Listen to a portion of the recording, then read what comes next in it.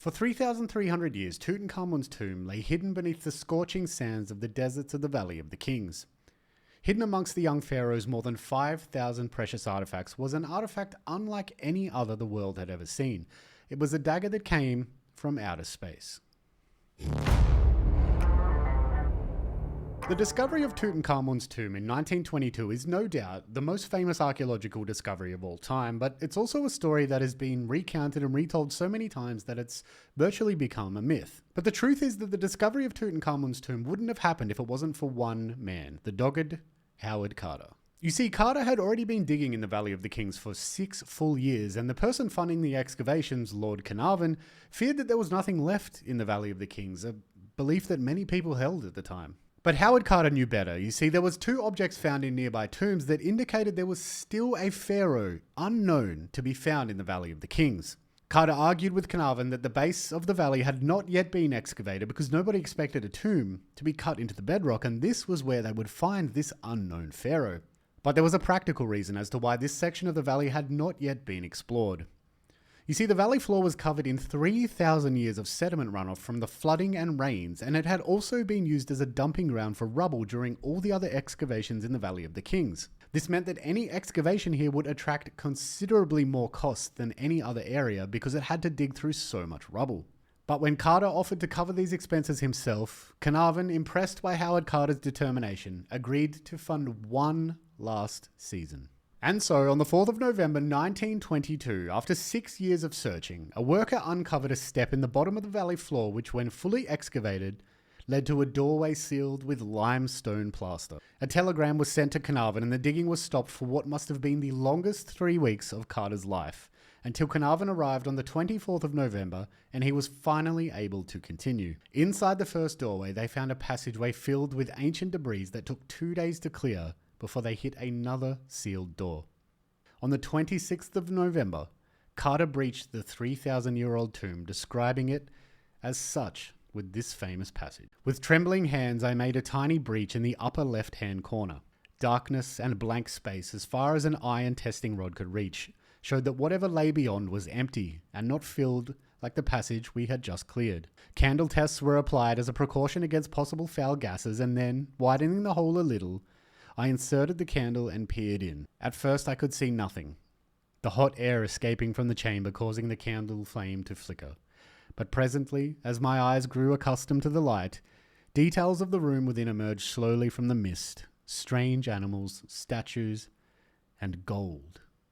Everywhere, the glint of gold. And thus began a 10-year process of documenting 5,398 precious artifacts, including one particular iron dagger. The dagger was described by Howard Carter as being made of a homogeneous metal with a fine gold handle, decorated with granulation work that ends in a pommel of crystal.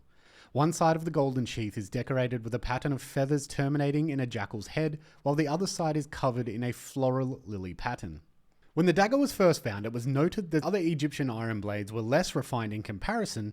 Scholars believe that the dagger must have been imported to Egypt from a nearby kingdom who had a better mastery over iron smelting and smithing. And that's pretty much where the dagger story ended for the next 90 years, until 2016, when, using new techniques, scientists were able to identify the exact composition of the dagger.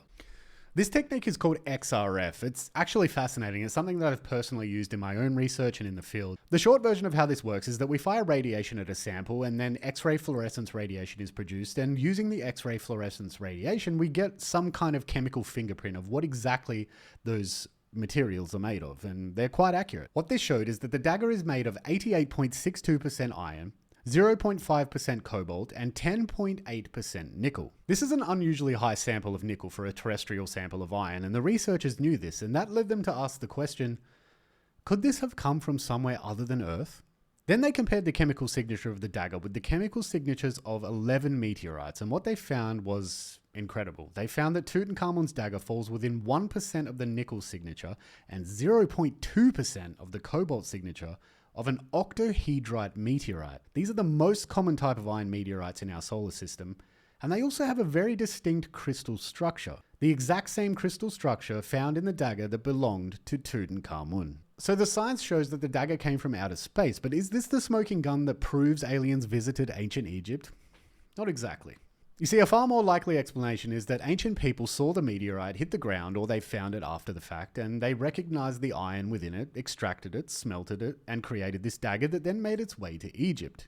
In fact, we may even have a record of exactly where the dagger came from.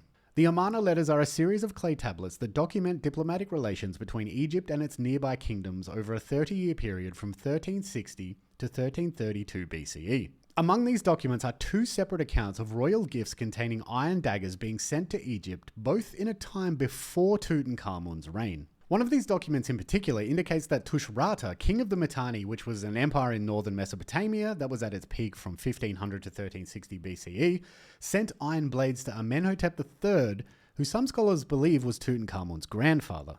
There's also reason to believe that this would have been an important gift to a pharaoh because Egyptians believe that this type of blade is intricately linked to iron and the stars, and they're described in temples and inventories as composed of iron and were themselves frequently referred to as the stars, as in the dagger is the stars.